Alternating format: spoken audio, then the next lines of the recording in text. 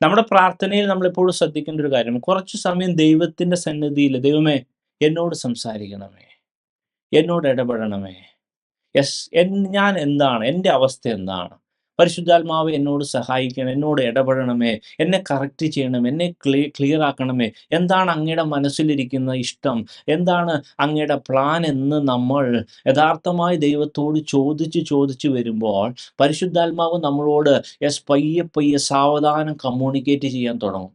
അതതിൻ്റെ ഒരു രീതിയാണ്. അത് ഐതർ വചനത്തിൽ കൂടിയോ അല്ലെങ്കിൽ ആത്മാവിലൂടെ തന്നെയോ യെസ് എങ്ങനെയെങ്കിലും ദൈവം നമ്മളോട് കമ്മ്യൂണിക്കേറ്റ് ചെയ്തിരിക്കും.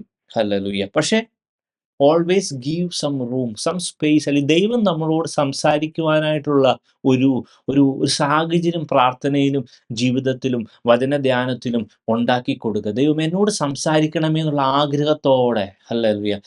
God is ready to communicate. ദൈവം ദൈവത്തിന്റെ റൂഹ പോറോട്ട് ചെയ്യുന്ന, അവന്റെ മനസ്സ്